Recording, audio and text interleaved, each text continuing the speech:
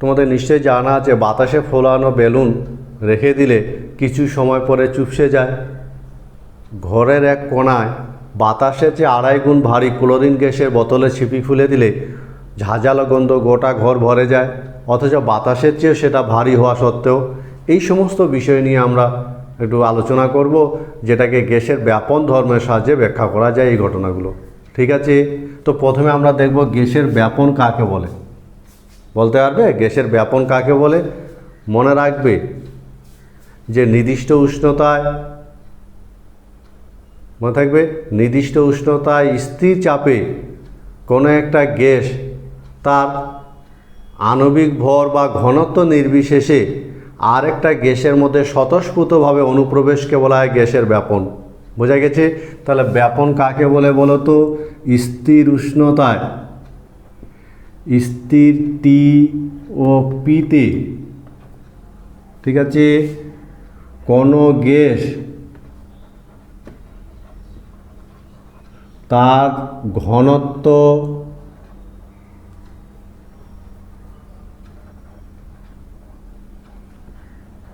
বা আণবিক ভর নির্বিশেষে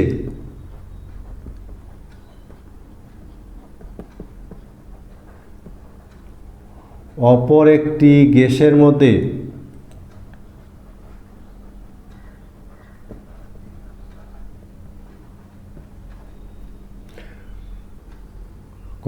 কোনো গ্যাস তার ঘনত্ব বা আণবিক ভর নির্বিশেষে অপর একটি গ্যাসের মধ্যে স্বতঃস্ফূর্তভাবে প্রবেশ করে। আর এই ঘটনাটাকে বলা হয় গ্যাসের ব্যাপন। আমার কথা বোঝা গেছে? আবার বলছি তাহলে কি, যে গ্যাসের ব্যাপন বলতে তাহলে কি বোঝাবে? কোনো একটা স্থির চাপ উষ্ণতায় কোনো একটা গ্যাস তার ঘনত্ব বা আণবিক গুরুত্ব নির্বিশেষে অপর একটা গ্যাসের মধ্যে যখন স্বতঃস্ফূর্তভাবে প্রবেশ করবে, তখন সেই ঘটনাটাকে বলা হয় গ্যাসের ব্যাপন। ঠিক আছে, বোঝা গেছে নিশ্চয়ই? এবং এই ধর্মটার জন্যই কিন্তু গ্যাস, এই ব্যাপন ধর্মটার জন্যই একটা গ্যাস ভারী হোক আর পাতলা হোক আর একটা গ্যাসের মধ্যে স্বতঃস্ফূর্তভাবে মিশিয়ে পড়তে পারে। গ্যাসের ব্যাপনের কারণ কি বলো তো? গ্যাসীয় পদার্থগুলোর যে কণাগুলো গতিশীল, আর এদের মধ্যে বিশাল ফাঁকা জায়গা থাকে। ফলে বিশাল ফাঁকা জায়গা থাকার ফলে একটা গ্যাস আর একটা গ্যাসের মধ্যে স্বতঃস্ফূর্তভাবে মিশে যেতে পারে। তোমরা বলতে পারবে যে একটা বেলুন যদি হয়, আর এই বেলুনটাকে যদি আমরা একটা ফুটো করে দিই, তাহলে কি বেলুনটা বাতাসে ফোলানো বেলুনকে যদি ফুটো করে দেওয়া যায় তাহলে কি হবে? এক্ষেত্রে কিন্তু ভিতরের বাতাসটা বাইরে বেরিয়ে আসবে, কিন্তু বাইরের বাতাস কি ভিতরে যেতে পারবে? যেতে পারবে না। তাহলে কেবলমাত্র ভিতরের বাতাসটা বাইরে বেরিয়ে আসবে। এই ঘটনাটাও ব্যাপন, কিন্তু এই ব্যাপনটাকে বলা হয় ছিদ্র ব্যাপন। বুঝে গেছে? তাহলে ছিদ্র ব্যাপন কাকে বলে? ছিদ্র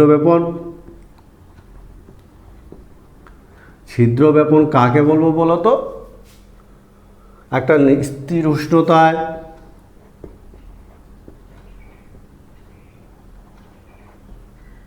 বোঝা গেছে? স্থির উষ্ণতায় কোনো একটি গ্যাস, কোনো একটা, এই যে গ্যাসটা আছে একটা সচ্ছিদ্র দেওয়ালের মধ্য দিয়ে বেশি চাপ থেকে কম চাপ বা শূন্য স্থানের যে একমুখী ব্যাপন, সেই একমুখী ব্যাপনটাকে বলা হয় ছিদ্র ব্যাপন। তাহলে স্থির উষ্ণতায় বেশি চাপে রাখা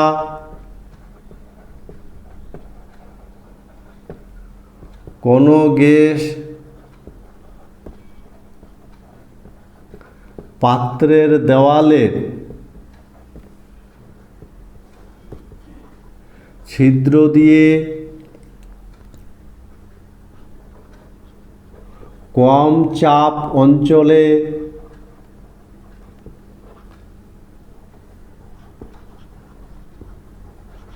একমুখী ব্যাপনকে বলা হয় ছিদ্র ব্যাপন। বোঝা গেছে? তাহলে ছিদ্র ব্যাপনটা নিশ্চয় বোঝা গেছে যে আমরা একটা বেশি চাপে গ্যাস রেখে দিয়ে যদি ওই পাত্রের দেওয়ালে ছিদ্র থাকে, তাহলে ভিতরের গ্যাসটা বাইরে বেরিয়ে আসবে এবং এই ব্যাপনটা একমুখী হবে, বাইরের গ্যাস কিন্তু ভিতরে ঢুকতে পারবে না। এই ধরনের ব্যাপনকে বলা হয় ছিদ্র ব্যাপন।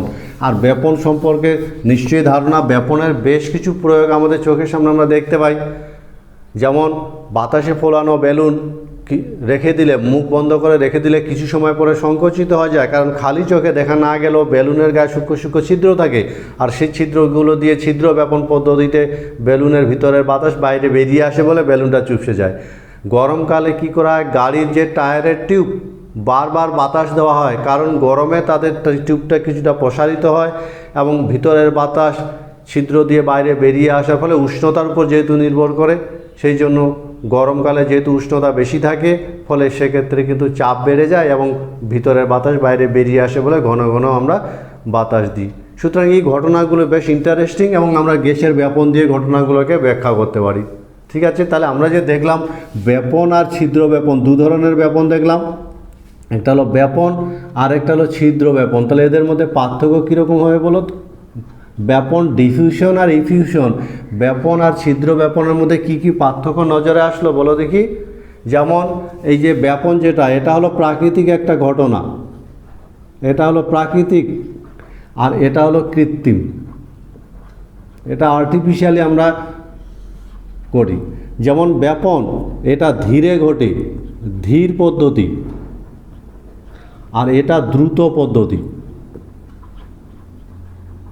তাই কিনা বলো? আর কি পার্থক্য নজরে আসলো বলো তো? এটা উভমুখী আর এটা একমুখী, তাই কিনা বলো? আরেকটা পার্থক্য বলো। যেমন এটা নিঃশব্দে ঘটে, নিঃশব্দে ঘটে, কিন্তু এটা সশব্দে ঘটে।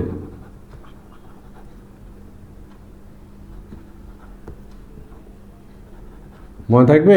এই হলো এদের মধ্যে ছোট্ট ছোট্ট পার্থক্য, একদম এক কথায় পার্থক্য। তাহলে ব্যাপন এবং ছিদ্র ব্যাপনের মধ্যে কিন্তু বেশ কিছু পার্থক্য আছে। এবার ব্যাপন সংক্রান্ত, ব্যাপন বেশি হারে ব্যাপিত হবে না কম হারে ব্যাপিত হবে সে সংক্রান্ত ভীষণ ইম্পর্টেন্ট একটা সূত্র আছে, যাকে বলা হয় গ্রাহামের গ্যাস ব্যাপন সূত্র, এবং এই সূত্র নিয়ে আমরা এবার কথা বলব। গ্রাহামের গ্যাস ব্যাপন সূত্র, গ্রাহামের গ্যাস ব্যাপন সূত্র। তো গ্রাহামের গ্যাস ব্যাপন সূত্র পড়তে গেলে বা বারবার যেই টার্মটা আমাদের আসবে সেটা হলো ব্যাপন হার। কাকে বলে বলো তো? ব্যাপন হার বলতে আমি কি বুঝবো? ব্যাপন হার বলতে আমি কি বুঝবো? তো ধরে নিলাম আমরা টি সময় একটা গ্যাস ব্যাপিত হলো VmL, ঠিক আছে? তাহলে একক সময়ে যে পরিমাণ গ্যাস ব্যাপিত হবে এটাকে বলা হয় ব্যাপন হার। আর ব্যাপন হার মনে থাকবে? ফলে ব্যাপন হার বলতে কি বোঝায়? একক সময় যে পরিমাণ গ্যাস ব্যাপিত হয়। এই টার্মটা আমরা বারবার ব্যবহার করব। আমরা যদি ধরে নিই টি সময় V আয়তনের গ্যাস ব্যাপিত হয়, তাহলে একক সময় ব্যাপিত হবে V/T, এটাকে বলা হয় ব্যাপন হার। আমরা এবার গ্রাহামের গ্যাস ব্যাপন সূত্র দেখব। গ্রাহামের গ্যাস ব্যাপন সূত্র, ঠিক আছে? কি বলছে? স্থির উষ্ণতায়, স্থির TOP-তে কোনো গ্যাসের ব্যাপন হার, ব্যাপন হার নিশ্চয়ই বোঝা গেছে, কোনো গ্যাসের ব্যাপন হার ওই গ্যাসের ঘনত্বের বর্গমূলের ব্যস্তানুপাতিক। বোঝা গেছে? খুব সহজ সূত্র কিন্তু ইম্পর্টেন্ট। তাহলে স্থির উষ্ণতা ও চাপে কোনো গ্যাসের ব্যাপন হার ওই গ্যাসের ঘনত্বের বর্গমূলের ব্যস্তানুপাতিক। গণিতের ভাষায় যদি আমরা বলি গাণিতিক রূপ, তাহলে কী হবে বলো তো? গাণিতিক রূপটা কীরকম হবে? গাণিতিক রূপ আমরা ধরে নিলাম, ধরি স্থির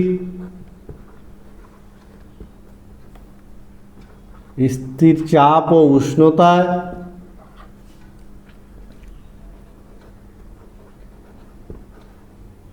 আমরা ধরে নিলাম স্থির চাপ উষ্ণতায় কোনো গ্যাসের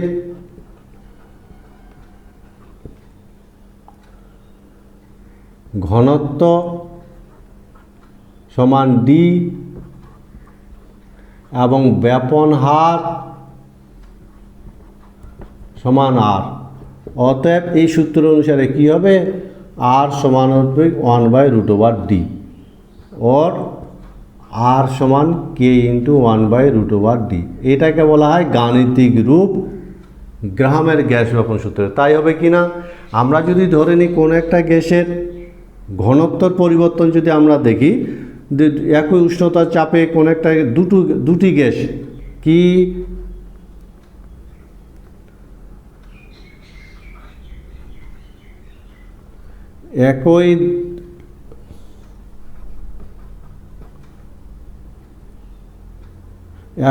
আমরা যদি একই দেওয়াল থেকে দেখি, সচ্ছিদ্র দেওয়াল দ্বারা দুটি গ্যাস এ ও বি সমশর্তে এ ও বি এর সমশর্তে ব্যাপন হার, বোঝা গেছে, ব্যাপন হার আর এ ও আর বি এবং ঘনত্ব যথাক্রমে ডি এ ও ডি বি হয়, তাহলে কী হবে বলো তো? এ গ্যাসটার ক্ষেত্রে কী হবে? আর এ সমানুপাতিক 1/√DA। বি গ্যাসটার ক্ষেত্রে কী হবে? আর বি সমানুপাতিক 1/√DB হবে কি না বলো? আমরা ধরে নিলাম যে একটা দেওয়াল আছে, সচ্ছিদ্র দেওয়াল, এবং সচ্ছিদ্র দেওয়াল, এই সচ্ছিদ্র দেওয়াল থেকে এ গ্যাসটাও বেপিত হচ্ছে, বি গ্যাসটাও বেপিত হচ্ছে।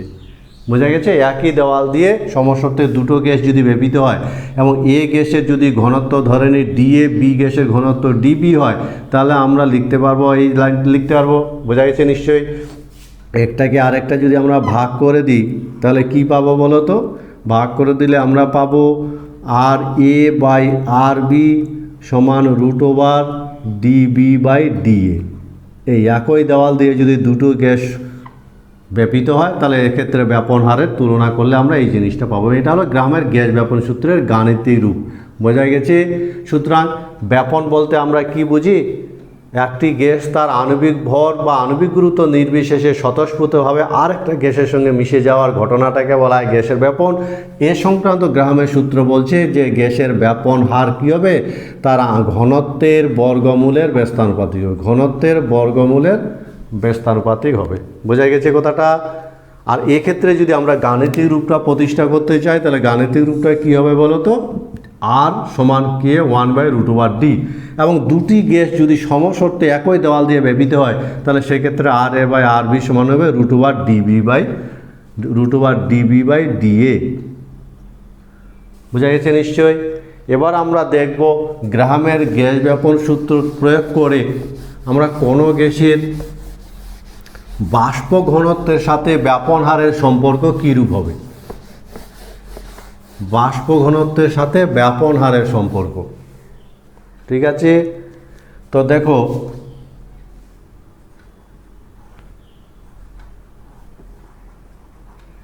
ব্যাপন হার ও বাষ্প ঘনত্বের সম্পর্ক।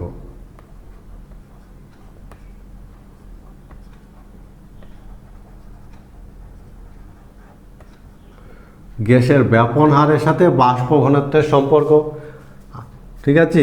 তো আমরা গ্রাহামের গ্যাস ব্যাপন সূত্র থেকে কি পেলাম?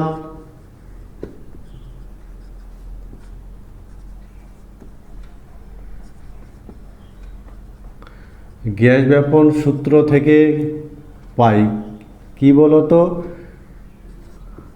আর এ বাই আর বি সমান √DB/DA।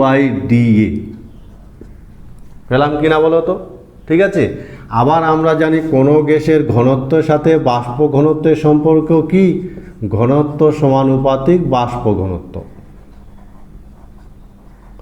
তাহলে ঘনত্ব সমানুপাতিক যদি বাষ্প ঘনত্ব হয় তাহলে এখান থেকে আমরা কি পাবো? বোঝা গেছে কথাটা? ঘনত্ব সমানুপাতিক যদি বাষ্প ঘনত্ব হয় তাহলে ঘনত্ব D1 হলে বাষ্প ঘনত্ব D1 হবে। সুতরাং এক্ষেত্রে আমরা কি পাবো?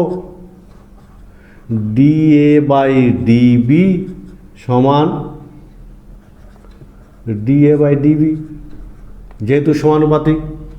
বোঝা গেছে কি না বলো? তাহলে এই মানটা যদি এখানে বসিয়ে দেওয়া যায় তাহলে আমরা কি পাবো? RA/RB, তাই কি না বলো? বোঝা গেছে কথাটা? তাহলে আমরা কি পাবো? আমরা পাবো RA/RB সমান √DB/DA সমান √DB/DA। অর্থাৎ কোনো গ্যাসের ব্যাপন হার, দুটো গ্যাস যদি একই দেওয়াল দিয়ে ব্যাপিত হয় তাহলে তাদের DB/DA। কি বলতে পারবো তাহলে এখান থেকে? কি বলা যাবে বলো তো? স্থির উষ্ণতা ও চাপে স্থির PO/Tতে গ্যাসের ব্যাপন হার কি হবে বলো তো? গ্যাসের ব্যাপন হার তাদের বাষ্প ঘনত্বের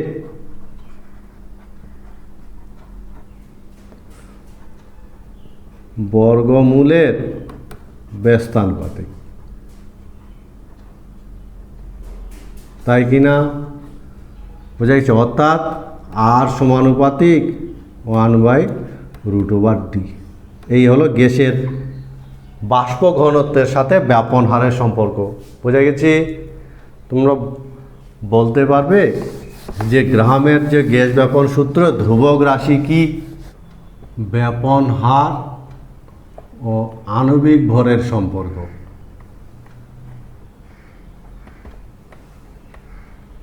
আর এই সম্পর্কগুলো পরীক্ষায় আসে, ফলে সম্পর্কগুলো সঠিকভাবে প্র্যাকটিস করে রাখবে যাতে এগুলো অসুবিধা না হয়। তাহলে গ্যাসের ব্যাপন হার আর আণবিক ভরের সম্পর্ক আমরা ধরে নিলাম। ধরি স্থির PO/Tতে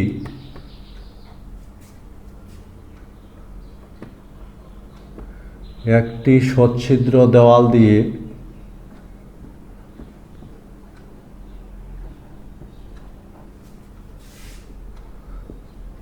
দুটি গ্যাস A ও B এর, আমরা ধরিলাম A ও B এর ব্যাপন হার যথাক্রমে, ধরে নেওয়া বোঝা গেছে নিশ্চয়ই, যথাক্রমে RA ও RB, এবং এদের আমরা ধরে নিলাম ঘনত্ব যথাক্রমে DA ও DB। আরও ধরে নিলাম কি? আণবিক ভর যথাক্রমে MA ও MB। বোঝা গেছে? এই জিনিস আমরা ধরে নিলাম। কি ধরে নিলাম? যে একটি সচ্ছিদ্র, আমরা একটা ধরে নাও এরকম একটা মাঝখানে সচ্ছিদ্র দেওয়াল আছে, ঠিক আছে? সচ্ছিদ্র দেওয়াল আছে এবং এই দেওয়াল দিয়ে এই দিক থেকে A এবং B দুটোই গ্যাস ব্যাপিত হচ্ছে। বুঝা গেছে? আমরা ধরে নিলাম A গ্যাসের ব্যাপন হার RA, B গ্যাসের ব্যাপন হার RB, A গ্যাসের ঘনত্ব DA, B গ্যাসের ঘনত্ব DB এবং ইত্যাদি ধরে নেওয়া। নিশ্চয়ই বোঝা গেছে? ধরে নেওয়াটা অসুবিধা কিচ্ছু নেই, সহজ আছে জিনিসটা, ঠিক আছে তো? এবার এক্ষেত্রে আমরা কি জানি? কোনো গ্যাসের আমরা যদি আমরা ঘনত্বের জায়গায় যদি বাষ্প ঘনত্ব ধরে নিই তাহলে বেশি সুবিধা হবে।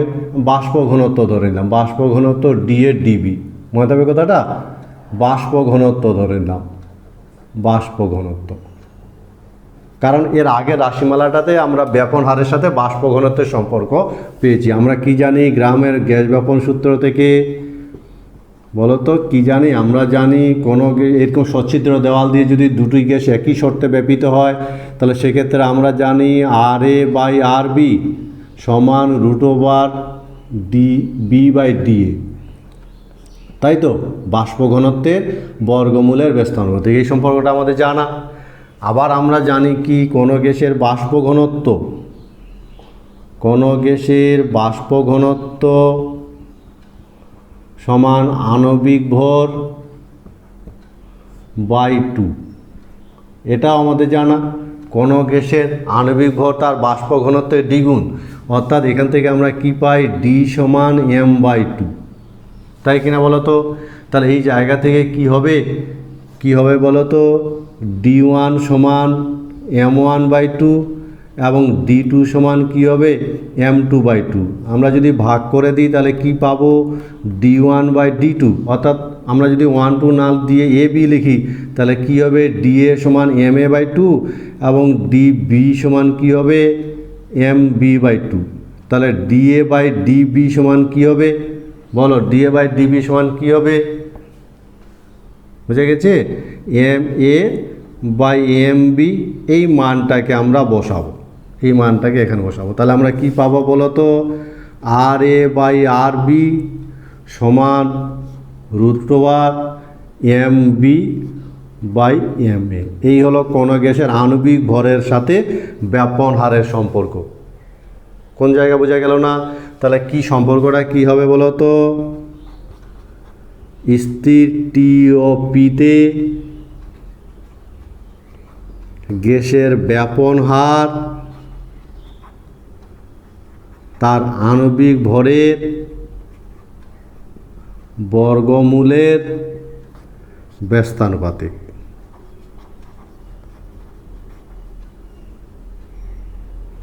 কথাটার মানে কি বলো তো, আণবিক গুরুত্বের বর্গমূলের ব্যস্তানুপাতিক, অর্থাৎ যে গ্যাস যত ভারী, যার আণবিক ভর যত বেশি, মনে থাকবে কথাটা, যার আণবিক ভর যত বেশি, দেখে উপরে এ আছে আর নিচে এ আছে, সুতরাং এটা এবং বর্গমূল আছে, ফলে এটা ব্যস্তানুপাতিক, বিপরীত দিকে আছে, বোঝা গেছে? আর সেই সঙ্গে মনে রাখবে যে গ্যাসের আণবিক ভর যত বেশি হবে তার ব্যাপন হার তত কম হবে, অর্থাৎ তত কম ব্যাপিত হবে। ফলে দুটো গ্যাস, একটা যদি ভারী একটা যদি পাতলা হয়, তাহলে যে গ্যাসটা হালকা, যার আণবিক ভর কম, সেটা বেশি করে ব্যাপিত হবে। এই হলো গ্যাসের ব্যাপন হারের সাথে আণবিক ভরের সম্পর্ক, বোঝা গেছে? আমরা এবার পরের সম্পর্ক চলে যাব। আমরা গ্যাসের ব্যাপন, বুঝে গেছি, আমরা সম্পর্কটা যেটা প্রতিষ্ঠা করব সেটা হলো গ্যাসের ব্যাপিত যে গ্যাসটা, যে ব্যাপিত গ্যাসের আয়তনের সাথে, ব্যাপিত গ্যাসের আয়তন, ব্যাপিত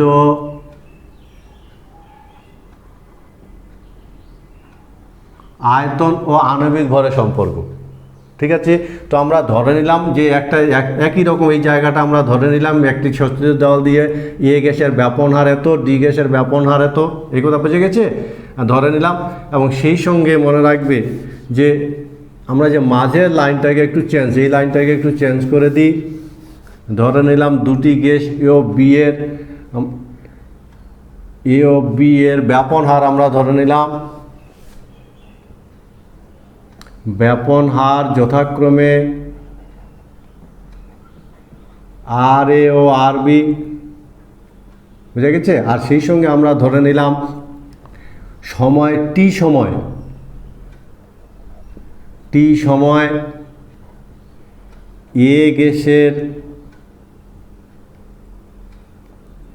এ গ্যাস যে ব্যাপিত হচ্ছে, আমরা ধরে নিলাম যে একই সময় টি সময় এ গ্যাসের ক্ষেত্রে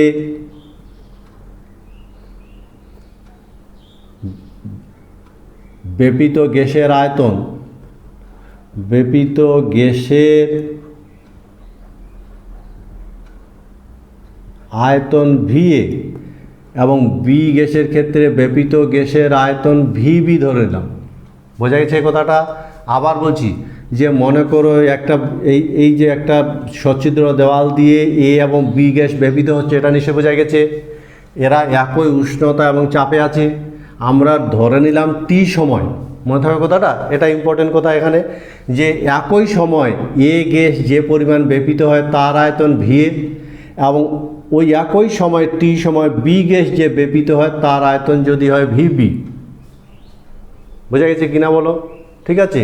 তাহলে এই জায়গা থেকে আমরা কি লিখতে পারবো বলো তো, ব্যাপন হার RA সমান কি ব্যাপিত গ্যাসের আয়তন বাই সময়, আবার RB সমান কি হবে VB/T, তাই হবে কিনা বলো? তাহলে এই জায়গা থেকে যদি আমরা ভাগ করে দিই তাহলে টি কেটে যাবে, কি পাবো RA/RB সমান VA/VB। এই রাশিটা আমরা পেলাম। কিন্তু আমরা কি জানি, আমাদের কি জানা আছে, আমরা জানি RA/RB সমান √MB/MA, তাই কিনা বলো? তাহলে এটা সমান যদি এটা হয়, এটা সমান যদি এটা হয়, তাহলে এখান থেকে আমরা কি বলতে পারবো? অতএব আমরা কি পাবো? VA/VB সমান √MB/MA। এই সম্পর্কটা পাবো কি না বলো তো? এই সম্পর্কটা থেকে আমরা কি লিখতে পারি তাহলে? কোনো গ্যাসের ব্যাপিত গ্যাসের আয়তন তার আণবিক গুরুত্বের বর্গমূলের ব্যস্তানুপাতিক। অর্থাৎ যে গ্যাসটার যত বেশি ভারী হবে তার ব্যাপিত গ্যাসের আয়তন তত কম হবে। সুতরাং স্থির আমরা বলতেই পারি স্থির টি ও পিতে ব্যাপিত গ্যাসের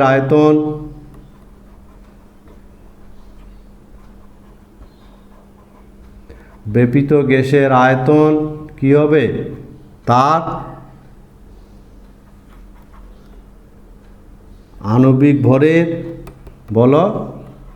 আণবিক ভরের বর্গমূলের ব্যস্তানুপাতিক। তাই কিনা বলো তো? কোনটা জায়গা বোঝা গেল না? সুতরাং আরেকবার আমি একটু হাইলাইট করতে চাই। আমরা ধরে নিলাম একই চাপ ও উষ্ণতায় টি সময় একই সময় এ গ্যাস ব্যাপিত হয় VA পরিমাণ এবং বি গ্যাস ব্যাপিত হয় যদি VB পরিমাণ, তাহলে আমরা ব্যাপনের হারের সম্পর্ক থেকে আমরা পাই RA/RB সমান VA/VB। কিন্তু আমাদের জানা আছে RA/RB সমান √MB/MA। এই মানগুলো যদি তুলনা করি তাহলে আমরা পাবো VA/VB সমান √MB/MA, অর্থাৎ V সমানুপাতিক 1/√M। কথাটার মানে কোনো গ্যাসের ব্যাপিত গ্যাসের আয়তন কি ওই গ্যাসের, মনে রাখবে, ব্যাপিত গ্যাসের আয়তন ওই গ্যাসের আণবিক ভরের বর্গমূলের ব্যস্তানুপাতিক। বোঝা গেছে? এই হলো কোনো গ্যাসের ব্যাপিত গ্যাসের আয়তনের সাথে আণবিক ভরের সম্পর্ক। আমরা আরেকটা সম্পর্ক প্রতিষ্ঠা করার চেষ্টা করব। কোনো গ্যাস যে ব্যাপিত হলো সে ব্যাপিত গ্যাসের ব্যাপনের সময়ের সঙ্গে আণবিক ভরের সম্পর্ক।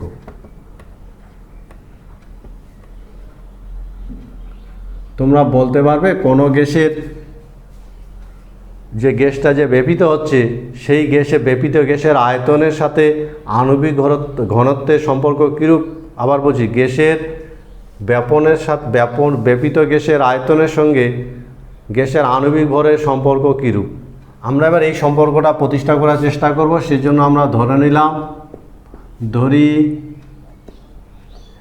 স্থির পি ও টিতে একটি সচ্ছিদ্র, আগের যেটা আমরা ধরে নিয়েছিলাম সচ্ছিদ্র দেওয়াল দ্বারা দুটি গ্যাস এ ও বি এর ব্যাপন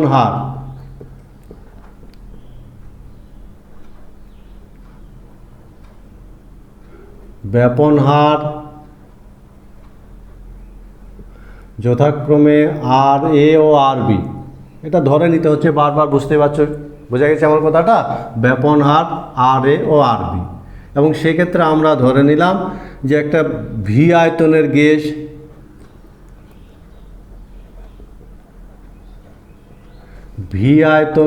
গ্যাস ব্যাপিত হতে এ এর সময় লাগে T1 এবং বি এর ক্ষেত্রে সময় লাগে T2 বা TA ক্ষেত্রে TB। এই কথাটা ধরে নেওয়াটা বোঝা গেল কি না? এক্ষেত্রে কিন্তু এবার দেখো ছবিটা দিয়ে বোঝার চেষ্টা করো যে মনে করো এ এবং বি দুটি গ্যাস ব্যাপিত হচ্ছে, এ গ্যাস ব্যাপিত হচ্ছে, বি গ্যাসও ব্যাপিত হচ্ছে।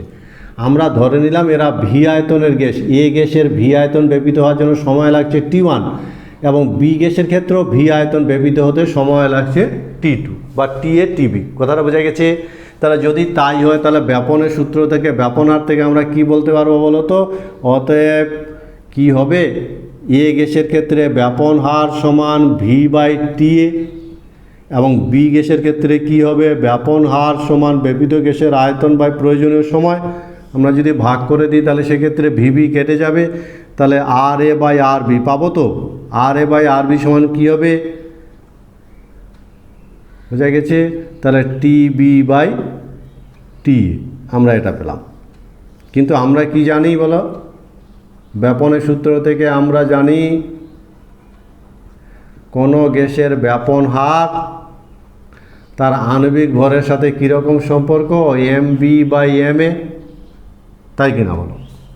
যদি তাই হয় তাহলে এই দুটো সমীকরণ যদি আমি তুলনা করি তাহলে এখান থেকে আমরা কি লিখতে পারবো, T B by T A সমান √ M B by M A, অর্থাৎ T A by T B সমান √ M A by M B. তাই হবে তো? এই হলো সম্পর্ক। এই সম্পর্কটা থেকে কি লেখা যাবে, তাহলে কোন স্থির উষ্ণতায় স্থির পি ও টিতে গ্যাসের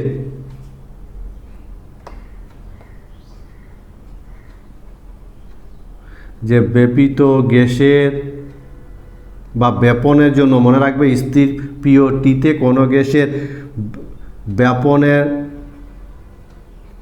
ব্যাপনে প্রয়োজনীয় সময়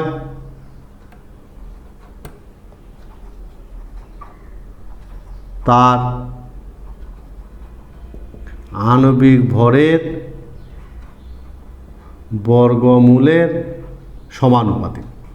এক্ষেত্রে কিন্তু সমানুপাতিক, অর্থাৎ যে গ্যাসের আণবিক ভর যত কম সেটা ব্যাপিত হতে কম সময় লাগবে, যে গ্যাসের আণবিক ভর যত বেশি সেটা ব্যাপিত হতে একই পরিমাণ গ্যাস ব্যাপিত হতে বেশি সময় লাগবে। এই হলো ব্যাপনের সময়ের সঙ্গে আণবিক ভরের সম্পর্ক। বোঝা গেছে? সম্পর্কগুলো খুব সহজ আছে, শুধু ধরে নেওয়াটা ভালো করে দেখে নিতে হয়, বাকিগুলো সম্পর্কগুলো এভাবে আমরা খুব সহজে প্রতিষ্ঠা করতে পারি। ইন্টারেস্টিং না?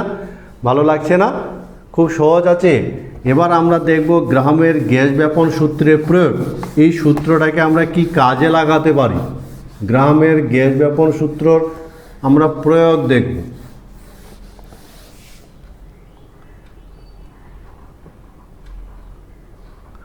ব্যাপনের প্রয়োগ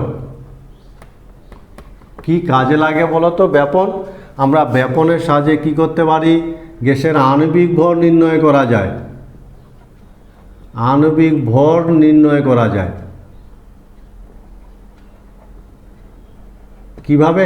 কারণ আমরা জানি আর এ বাই আর বি সমান √ এম বি বাই এম এ। এদের মধ্যে এই চারটা রাশির মধ্যে যদি তিনটা রাশির মান জানা থাকে, বা আমাদের যদি ব্যাপন হার, দুটো গ্যাসের যদি ব্যাপন হার জানা থাকে, একটা গ্যাসের ঘনত্ব যদি জানা থাকে, তাহলে অন্য গ্যাসের আণবিক ভর আমরা সহজে নির্ণয় করতে পারবো। বোঝা গেছে কথাটা? ফলে এই সমীকরণ ব্যবহার করে কোনো গ্যাসের আণবিক ভর নির্ণয় করা যায়, 1 নম্বর। 2 নম্বর, গ্যাস মিশ্রণ থেকে গ্যাস পৃথক করা যায়।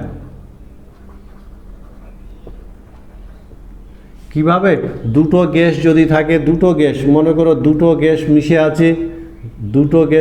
আছে, ঠিক আছে, এ বি, বারবার যদি ব্যাপিত হওয়া যায়, বারবার যদি ব্যাপন ক্রিয়াটা সম্পন্ন করা যায়, তাহলে হালকা গ্যাসটা বেশি করে ব্যাপিত হবে, ব্যাপিত হতে হতে একসময় হালকা গ্যাসটার পরিমাণ শেষ হয়ে যাবে। বোঝা গেছে কথাটা? তাহলে বারবার আমরা কিভাবে করতে পারি, বারবার ব্যাপন সম্পন্ন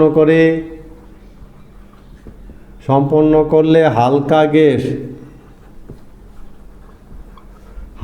গ্যাস বেশি হারে ব্যাপিত হবে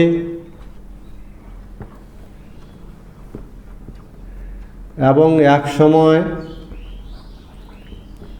পৃথক হয়ে যাবে, সম্পূর্ণ পৃথক হবে। বোঝা গেছে? তাহলে নিশ্চয় বোঝা গেল টেকনিকটা। এই পদ্ধতিটাকে কি বলা হয়? এই যে গ্যাস মিশ্রণ থেকে গ্যাসগুলো পৃথক করার পদ্ধতিকে অ্যাটমোলিসিস বলা হয়। মনে রাখবে, অ্যাটমোলিসিস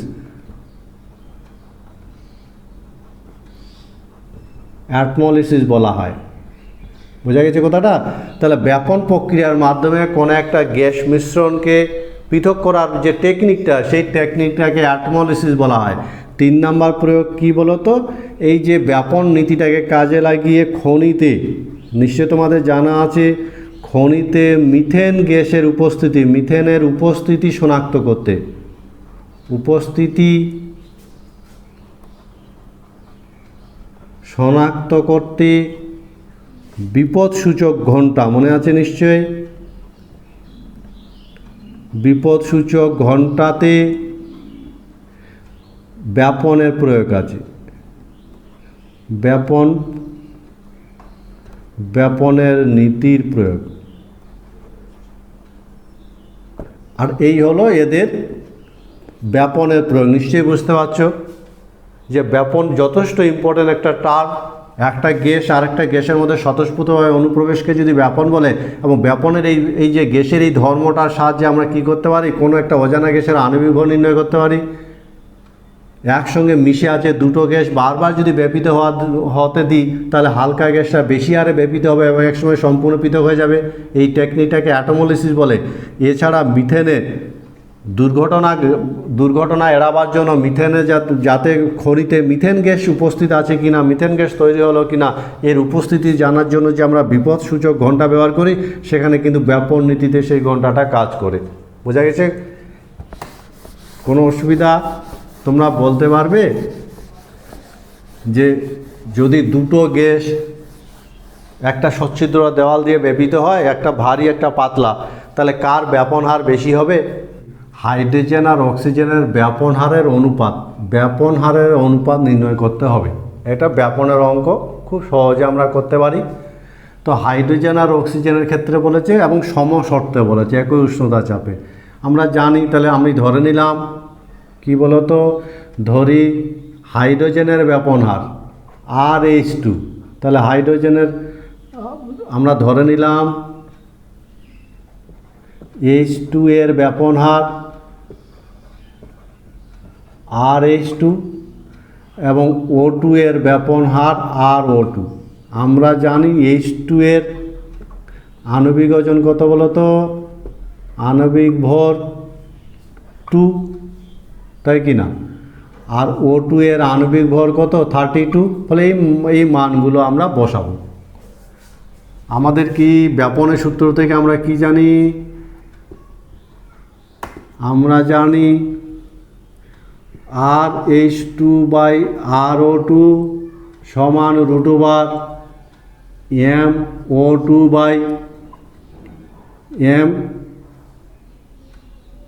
√MO2/MH2। ঠিক আছে, এটা জানা আছে নিশ্চয়। তাহলে এবার মানগুলো আমরা বসাবো। তাহলে কি হবে, RH2/RO2 সমান অক্সিজেনের আণবিক ওজন 32 আর হাইড্রোজেনের আণবিক ওজন 2। তাহলে কত হবে বলো তো, 16 সমান 4, অর্থাৎ R/RO2 = 4/1, অর্থাৎ RH2/RO2 = 4:1। এই হলো হাইড্রোজেন এবং অক্সিজেনের ব্যাপন হার, অর্থাৎ অক্সিজেনের তুলনায় হাইড্রোজেন ব্যাপন 4 গুণ বেশি। বোঝা গেছে আমার কথাটা? সমশর্তে 120 ml সালফার ডাইঅক্সাইড ব্যাপিত হয় 20 মিনিটে, আর একটা অজানা হাইড্রোকার্বনের 180 ml ব্যাপিত হয় 15 মিনিটে। তাহলে অজানা হাইড্রোকার্বনের আণবিক ওজন কত নির্ণয় করতে হবে। এটা অন্য টাইপের অঙ্ক, আমরা ডাটাগুলো লিখবো। ঠিক আছে, সালফার ডাইঅক্সাইডে 120 ml ব্যাপিত হয় 20 মিনিটে। তাহলে বলো তো সালফার ডাইঅক্সাইডের ব্যাপন হার কত? সালফার ডাইঅক্সাইডের ব্যাপন হার ব্যাপিত গ্যাসের আয়তন বাই সময় সমান কত হবে? 6 ml/মিনিট।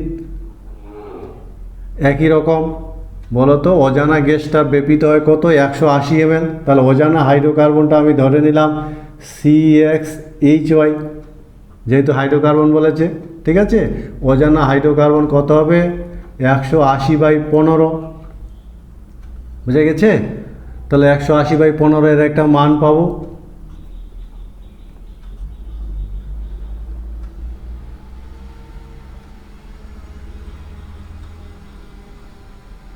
কত হবে? 180 ml ব্যাপিত হয় 15 মিনিটে। তাহলে এটাকে যদি কাটাকাটি করি, 15কে 15, 12 মিনিট, 12 ml/মিনিট। তাহলে এই গ্যাসটা ব্যাপিত হয় 6 ml পার মিনিট, আর এটা ব্যাপিত হয় 12 ml পার মিনিট।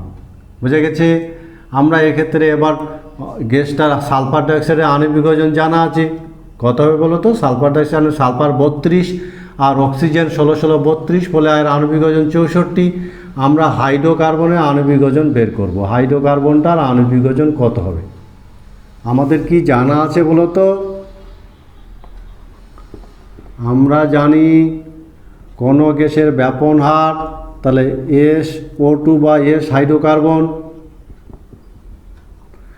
হাইড্রোকার্বনের হার, আর এটা হলো সালফার ডাইঅক্সাইডের হার, কি হবে? MSO2 by MCxHy। মানগুলো বসিয়ে দিব। হাইড্রোকার্বনের কত 12 বাই সালফার ডাইঅক্সাইডের কত 6 ইকুয়াল MSO 64 বাই CxHy হয়ে গেল।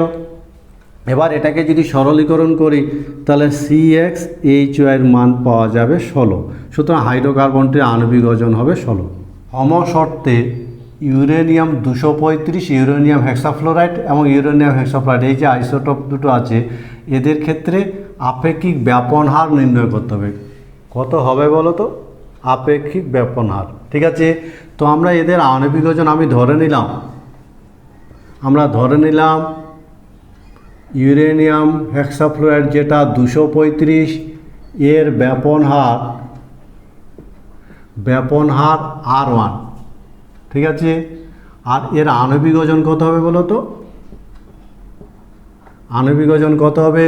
235 প্লাস ফ্লোরিন 19 × 6 সমান হবে 349।